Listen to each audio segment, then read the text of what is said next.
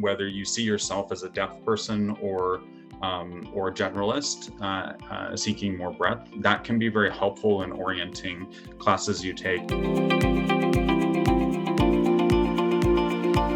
Hi, my name is Karina McCosker from Academic Influence, and I am here with Michael Keaton, and we want to hear how you got into your field and how you began working at Facebook. Thank you so much for having me on, Karina. I would say that my path to data science is a bit circuitous, and it started in college. I thought I wanted to be a chemical engineer, and so I had studied chemistry for nearly 4 years at Princeton. And around the time of my chemie design project, we were doing a lot of work on software simulations of chemical processes, but also kind of the related business and financial outcomes. And I was really interested in that. Chemical engineers spend a lot of time optimizing things. And I found myself a little bit more actually drawn to the software than the chemical processes. At that particular point in time, we were using some software called Aspen. But I was fascinated by the idea of being able to use software and to simulate many thousands or tens of thousands of times over how we might build this plant, what the financial outcomes might be. And that kind of really seeded the path for me to pursue software technology, maybe more than chemical process technology. And I actually taught myself how to code and helped build a few applications in college and thereafter. And that kind of set me down a path towards being interested in building technology products using software. And I went to grad school to become a product manager. And I did become a product manager for a while, actually, and led a product group at a startup in San Francisco. What I found myself missing on the product side, though, was kind of that high level business strategy. And I found myself kind of craving ways to plug into those conversations. And so I ended up being recruited to a group at Google that was using analytics in kind of a new and emerging space that we called quantitative program design. And so I was still using software technology to a certain degree, but we were actually kind of applying it to large scale business problems rather than just building kind of bread and butter tech products. And that led me to the world of kind of applying data and data science to sales and go-to-market strategy. And that's what I've spent maybe the last 7 years or so doing. And I moved over to Facebook a little under 3 years ago and to lead a data science team that's specifically doing that work to use everything that we can collect about interactions with customers and what solutions and products they need to actually drive go-to-market strategy. Wow, that is fascinating. And so is most of what you use in computer science self-taught, or after you went to grad school, did you take computer science classes? I've taken a little bit of CS myself. I would say like the bread and butter coding, I largely taught myself. Now I manage teams, so I'm doing a little bit less programming on my own. But I would say it was a combination of self-taught and then some targeted mentorship in those areas. Wow, that's awesome. And so for other people, if they want to go into something maybe within computer science or within applying computer science to business like you are, do you think it's important for them to major in computer science in college, take those kind of classes? Do you think that would have been easier to kind of get where you are if you had done that? Or do you think that they can major in anything and still be successful? That's a really good question, Karina. And I've spent a lot of time thinking about what would my advice have been to my 18-year-old self in choosing a major. I suppose on the one hand, if I had figured out a little bit earlier that my interest was more on the software side than the chemical side, chemistry side, perhaps it would have helped to major in computer science or related fields. at the same time, like, I think chemical engineering is a really valuable foundation, and it teaches you a lot about building really robust and scalable processes and thinking from a systems design standpoint. Those are actually concepts that like translate to software engineering and to a lot of the work that I do today. So I certainly don't feel that it's not a useful background. I think for folks considering kind of a career in data science, or a software adjacent field, I definitely think some exposure to the fundamentals is helpful. I don't think that means you have to major in computer science, but I think either through formal coursework, or there is a ton you can do online these days, and kind of pick up from really high quality free sources. There's great mentorship programs and so forth. I think some exposure is definitely helpful.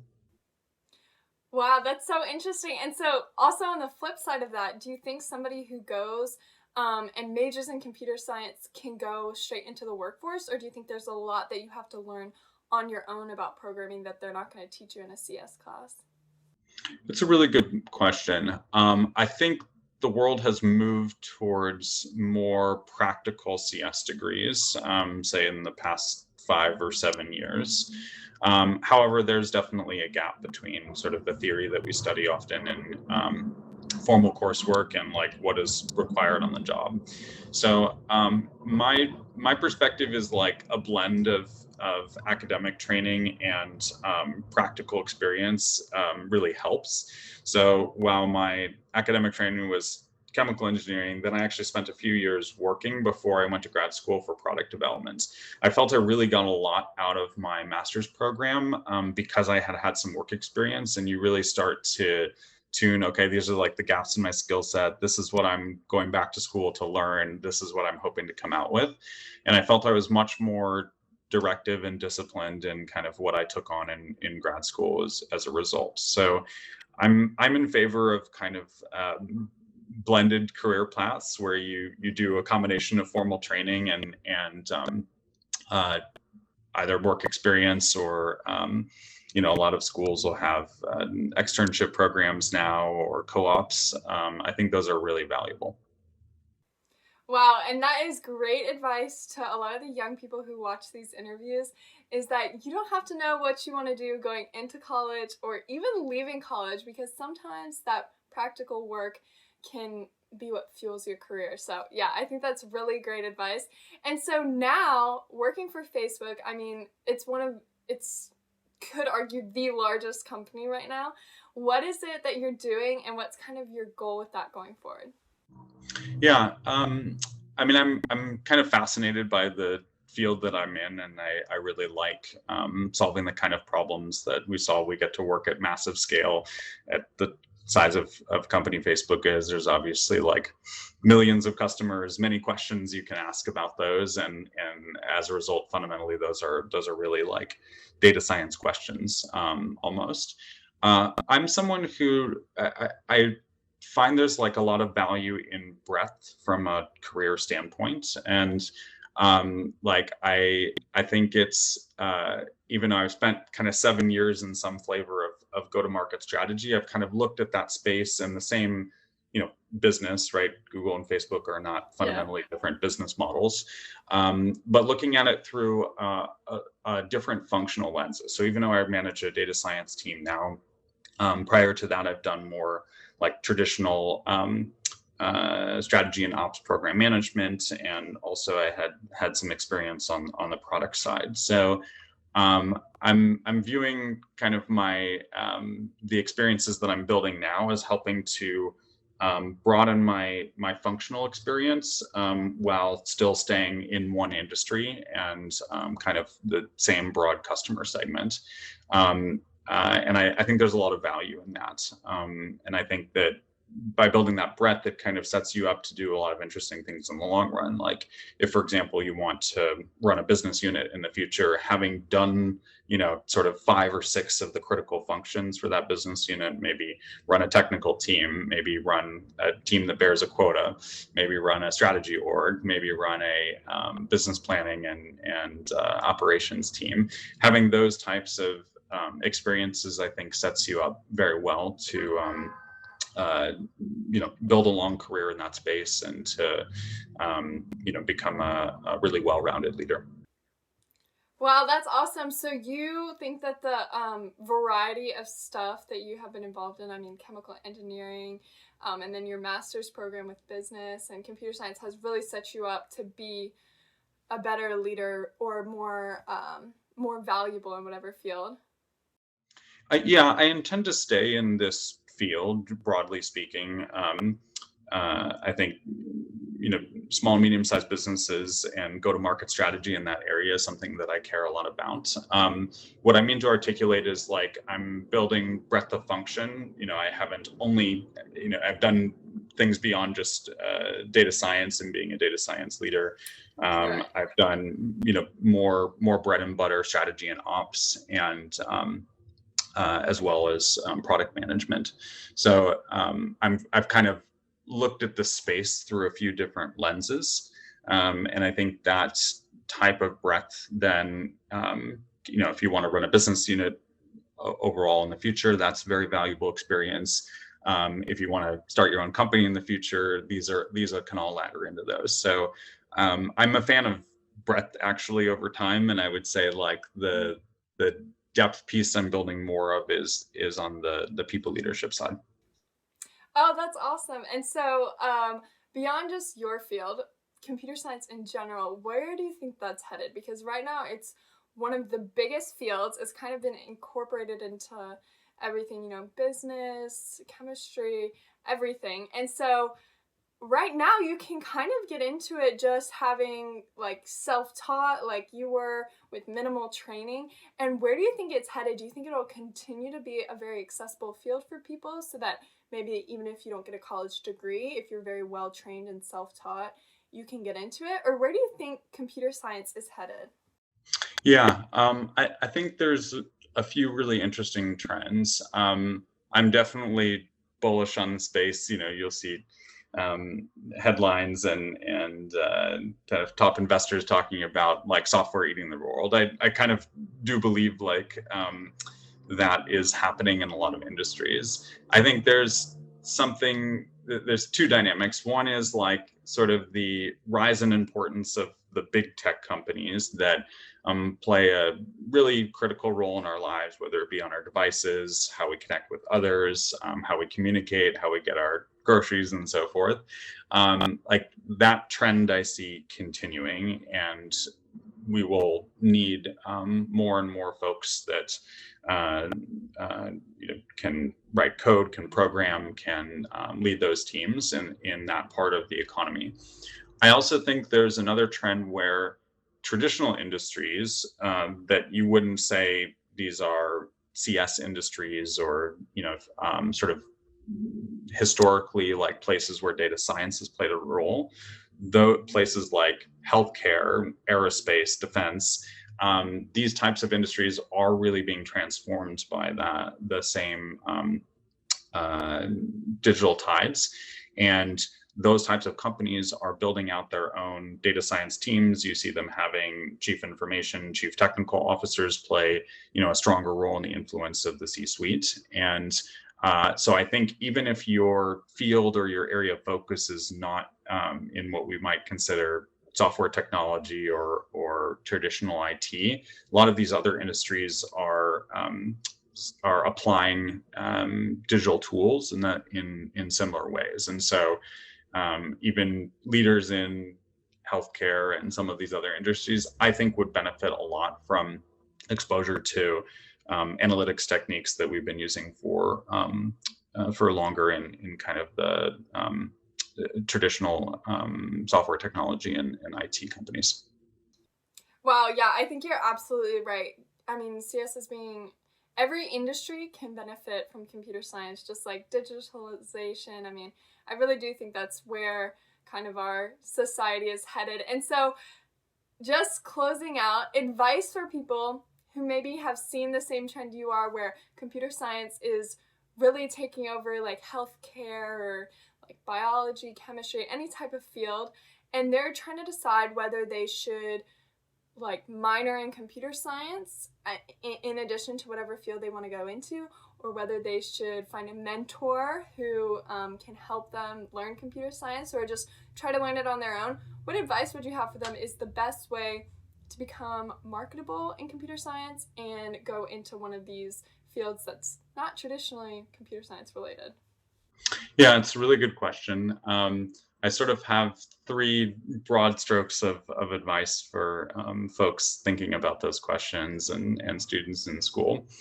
One is that I think, even though I've talked about becoming more breadth oriented as my career progressed and enjoying that and liking the value, I think that both paths are totally valid. You can build breadth of experience, but be looking at the same sort of industry or set of customers, or you can become a subject matter expert. I think that's something that's important to figure out early on, right? Do you want to go really deep in one field and be a machine learning expert on a certain type of modeling and maybe get a PhD, right? That would be an example of becoming a really deep SME. Versus my career has been more about building breadth. I think both can lead to really successful careers, but understanding early on whether you see yourself as a deaf person or a generalist seeking more breadth, that can be very helpful in orienting classes you take, internships that you take on, and kind of how you structure those career decisions. Two is, I do, to your earlier point, I think exposure to the fundamentals helps a lot. So it doesn't mean you need to major in CS. It doesn't even necessarily mean you're taking like a 101 course. But I think having some understanding for how it works, either through self-taught or formal training, does help regardless of the industry. And then I think third is just maximizing like the number of kind of conversations that you have. And I know that academic influence like provides a very scalable way to do that, right? Students can watch these interviews with a lot of leaders in those fields. And I think my kind of closing advice to students is that you all have a secret weapon today that we often forget when you're in undergrad or even in grad school. And that secret weapon is that you can reach out to essentially any alumni or folks in extended network. Really good ways to do this: email, LinkedIn, so forth today. And I think it goes something like, hi, my name is Michael. I'm a junior, senior at Wake Forest University or wherever you're studying. I'm really interested in data science with an application on, say, healthcare in this case. I see, you've taken a number of steps on that path, and I'm just really interested to like hear more about what you're doing and what drew you into that field, and just get a little bit of advice.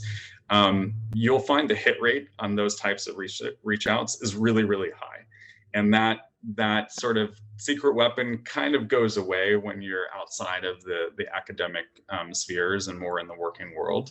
But that's something I really encourage students to take advantage of, because while you may not, be able to control like kind of exactly which job applications or internships work out, something that's well within your control is the number of those conversations that you can have over the course of your academic career. And I think just hearing more and more folks understand their paths, likes, dislikes, and even it doesn't mean you got to choose based on that. It means maybe I'm just able to close a few doors and say, I know that's not for me, and that allows me to focus and double down in the areas that I'm drawn to. But that's something I think I could have taken advantage of more, and I certainly encourage students looking today to use that secret weapon.